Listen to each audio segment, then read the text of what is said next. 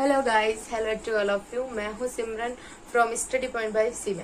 जैसा कि आपको पता है, हम पढ़ रहे हैं Rajasthan GK for all competition exam. So guys, आप सभी मेरे डेली वीडियोस देखते रहिए ताकि आपके सारे जो टॉपिक्स है वो अच्छे से क्लियर हो पाए। राजस्थान जीके जिसमें हम पढ़ रहे हैं राजस्थान इतिहास, जिसमें एक तरफ हमारा टॉपिक चल रहा है मेवाड़ का गोहिल राजवंश, जो 4 दिन में कंप्लीट हो जाएगा, जिसमें अपने राणा सांगा जो कि चल रहा है, और अपने स्टार्ट किया है जैसलमेर का राजवंश, जिसमें हमने ये देख लिया उनकी कैसी उत्पत्ति हुई, कैसे कैसे पहले शासक थे, क्या क्या किया, तनोट का साका। अब हम देखेंगे प्रमुख रूप से जो जैसलमेर का जो राजवंश से आगे बढ़ा, यानी कि जो देवराज विजयराज के पुत्र देवराज जो तनोट के साका में बच निकले, उनका और उनके आने वाले वंशजों का। तो देवराज जी के बारे में जैसे कि आपको पता है कि वो उस साके से बाहर निकले, तो निकलने के बाद फिर उनका कोई परिवार बचा नहीं, तो देवराज को एक डाही धाई थी, उन्होंने क्या किया, देवराज का लालन पोषण किया। तो बात आती है देवराज, तो इनका लालन पालन, सबसे पहली बात तो लालन पालन किया डाही धाय माँ, इन्होंने इनका लालन पालन किया था देवराज का। फिर इन्होंने मामा जजा भुट्टा, मामा का नाम था, की सहायता से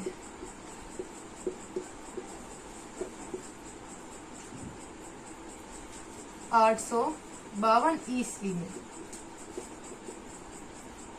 देरावर नगर तथा दुर्ग की स्थापना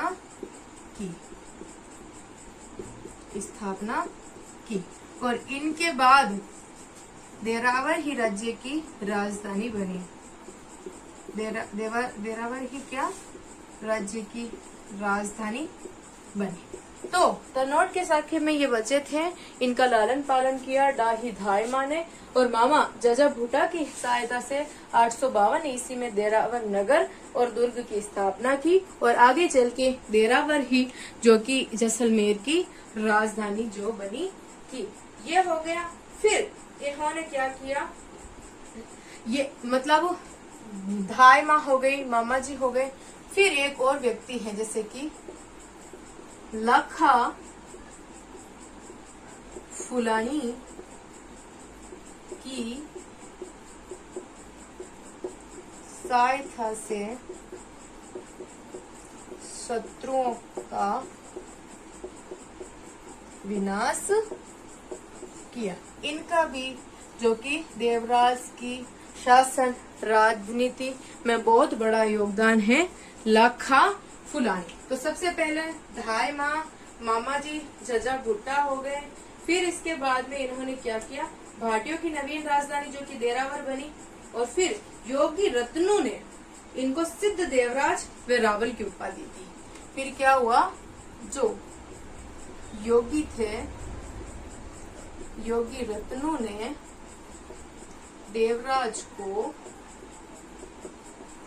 रावल तथा सिद्ध देवराज की उपाधि दी। और आपको याद होगा जैसे कि गाजी उपाधि जब लगी, उसके बाद में सब गाजी कहलाने लगे, उसी तरह जब देवराज को रावल की उपाधि दी गई, उसके बाद में जैसलमेर के जो भी शासक हुए उन सब के लिए रावल शब्द में प्रयोग में लाया गया। ये हो गया, रावल लगाने लग गए सब लोग। और फिर इन्होंने लोद्रेवा पर विजय प्राप्त की। इन्होंने 873 में लोद्रेवा पर विजय कर राजधानी बनाई। तो क्वेश्चन ये हो गया कि जो इनकी फर्स्ट राजधानी थी वो तो थी देरावर, और सेकेंड हो गई लोद्रेवा, ये हो गया। फिर इनका लालन पोषण वो तो नहीं जरूरी रखता है, देरावर नगर और दुर्ग की स्थापना, फिर इनको जो उपाधि दी वो, ये 4 क्वेश्चन वेरी इंपॉर्टेंट है, तो आप इनको नोट कर लीजिए, क्योंकि इन चारों में से कोई एक क्वेश्चन जो कि पूछा जा सकता है।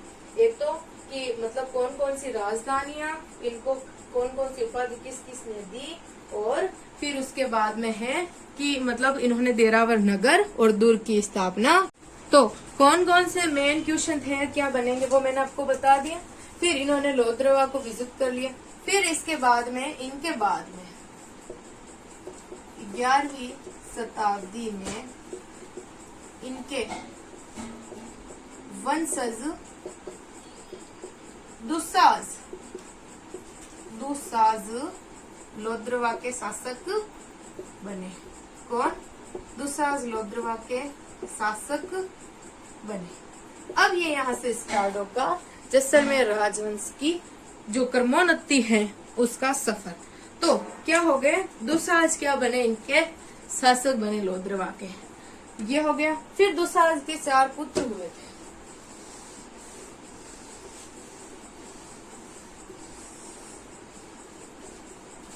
दुसाज बने 11वीं शताब्दी।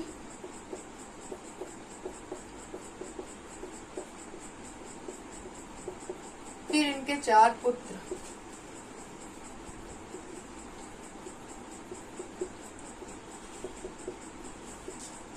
पहले थे जयसल, फिर हुए पोहड़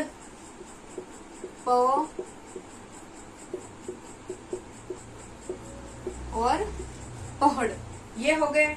फिर उन्हीं के साथ में विजयराज लांजा। तो दुसाज के 4 पुत्र, इन्होंने क्या हुआ, उत्तराधिकार संघर्ष स्टार्ट हो गया, हम बनेंगे। लेकिन दुसाज की मृत्यु के बाद शासक कौन बना? विजयराज लांजा के बनने के बाद पुत्र बना इनका, जिनका नाम था भोजदेव लांजा। कोई ना, ये यहाँ तक हो गए। फिर इसके बाद में भोजदेव लांजा के बाद में शासक बने।